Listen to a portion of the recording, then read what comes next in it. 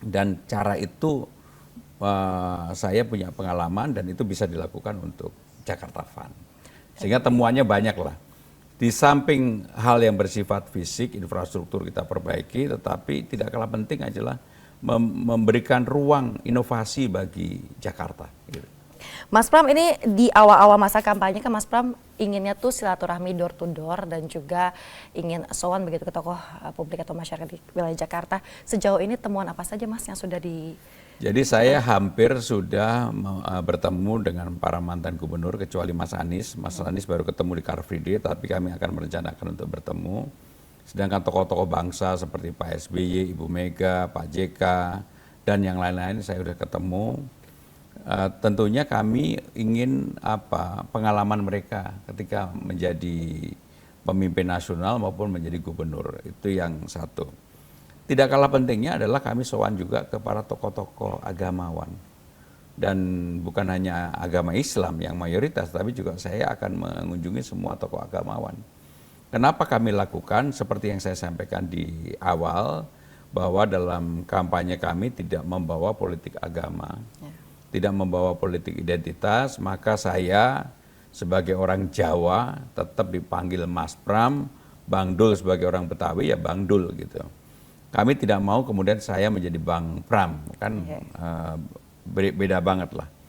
Maka komitmen yang seperti itulah yang kemudian kami jaga. Kenapa kemudian kami juga melakukan ziarah, karena apapun secara emosional kita juga harus tahu bahwa Jakarta ini pada awal mulanya dulu salah satu yang berjasa untuk membangun Jakarta adalah Pangeran Jayakarta.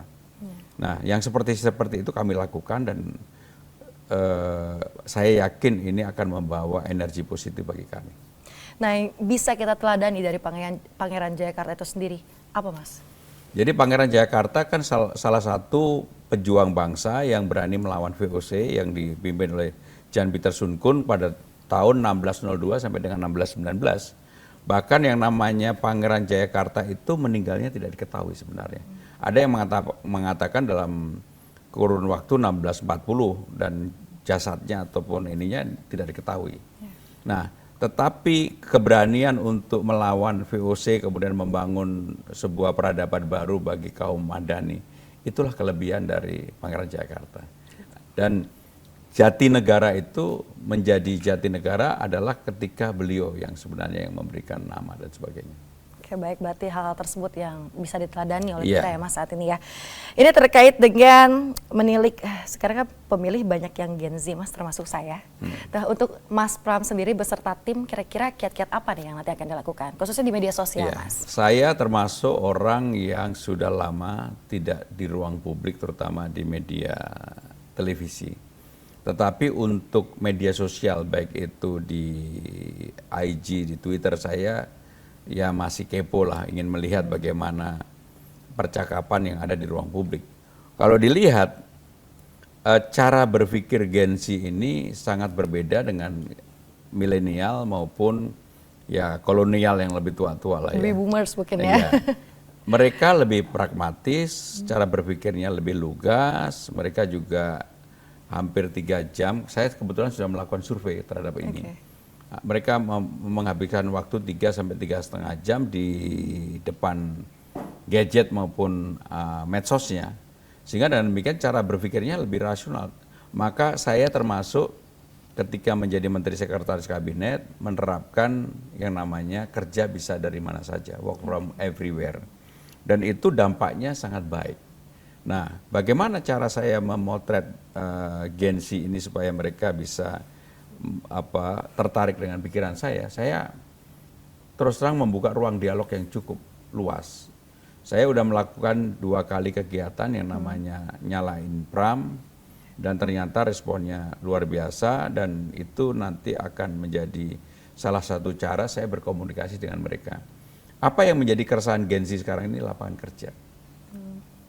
Jadi Gen Z ini sekarang resah terhadap lapangan kerja yang menurut mereka berat untuk bisa didapatkannya. Tapi yang surprise bagi saya adalah dari survei yang kami lakukan sendiri, 38% orang pengen jadi entrepreneur, 26% pengen jadi ASN, 2% pengen menjadi petani. Jadi kalau lihat ini maka memang siapapun yang memerintah Jakarta harus melakukan terobosan, terutama keinginan Gen Z untuk menjadi entrepreneur itu harus ada ruangnya, harus ada caranya. Salah satu yang saya gagas tentang Jakarta Fund itu kalau bisa dijalankan, kemudian DKI Jakarta, pemerintah Jakarta punya tambahan baru, maka bisa melakukan investasi dan membuka ruang pekerjaan-pekerjaan baru yang lebih banyak yang melibatkan Gen Z. Gitu. Sehingga dengan demikian cara berpikir itu mudah-mudahan bisa membuka ruang dan menarik bagi Gen Z. Baik, nah terkait strategi kampanye lagi khususnya di media sosial, Mas Pram beberapa waktu lalu sempat men-stitch salah satu ya netizen di TikTok, itu gimana Mas? Boleh diceritain nggak Mas? Jadi ketika ada dua sebenarnya yang saya memberikan merespon ya, satu yang namanya Bro Gamal yang tentang transportasi, memang apa yang dia sampaikan itu nggak salah, memang benar. Jadi persoalan sebagai gubernur memang bertanggung jawab terhadap apa yang ada di daerahnya. Tetapi karena Jakarta ini aglomerasi, mau nggak mau, suka tidak suka, orang yang punya pengalaman seperti saya, yang dulu menyiapkan untuk, bahkan perpres aglomerasi itu saya menyiapkan. Untuk itu, sehingga saya tahu apa yang disampaikan Bro Gamal itu benar, bahwa pemerintah pusat juga harus terlibat. Nggak bisa enggak. Urusan LRT, MRT, KRL, dan sebagainya. Nah yang satu lagi yang di TikTok yang pakai begini-begini, yang dia mengatakan bahwa saya begini-begini, saya jawab dengan sederhana bahwa saya sudah tidak menjadi menteri, saya sekarang ini bersiap untuk Jakarta. Kenapa itu dilakukan? Ini bagian komunikasi.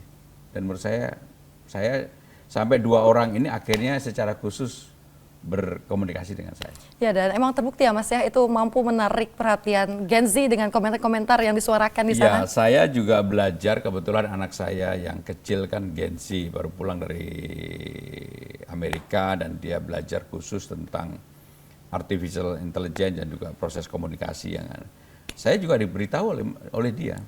Contoh yang sederhana lah, dia bilang begini, kan saya mengusulkan bahwa RT RW itu akan punya CCTV. Salah satu hal yang dilakukan adalah mengawasi masyarakat atau para pemuda yang supaya mereka tidak menggunakan narkoba. Saya dikritik oleh anak saya. Kritiknya adalah dia bilang begini, Bapak, Gen Z itu nggak senang diawasi, ya tapi kan harus diawasi. Nah tapi jangan pakai kata diawasi, kata dia. Nah, hal-hal kecil seperti itulah yang kemudian memperkaya saya untuk bisa berkomunikasi dengan baik dengan kelompok yang notabene menjadi baru, tetapi mereka sangat menentukan. Maka saya lebih banyak menawarkan hal-hal yang bersifat rasional. Oke, Mas Pram, di media sosial kan banyak sekali fitur-fitur unik dan juga sebenarnya menguntungkan begitu untuk ajang promosi dan lain sebagainya. Contohnya adalah live streaming mungkin di TikTok ataupun di Instagram. Mas Pram ada kepikiran nggak ingin coba fitur itu juga? Beberapa saya sudah melakukan untuk live streaming ketika acara Nyalain Pram, saya juga minta untuk live streaming di IG saya maupun di TikTok. Dan responnya sih oke gitu. Tapi saya juga tahu Gen Z ini kalau terlalu yang serius bicara tentang program, visi misi, mereka nggak terlalu tertarik. Tetapi kalau disampaikan lebih happening dengan cara bahasa mereka dan dengan ada joke-joke dan ada hal yang bersifat refreshing, mereka lebih tertarik. Sehingga saya akan melakukan dengan cara itu. Akan melakukan dengan cara itu, tinggal tunggu waktunya aja ya Mas ya. Salah satu kelemahan kita adalah sarananya ada, tapi tidak dibuat dengan baik.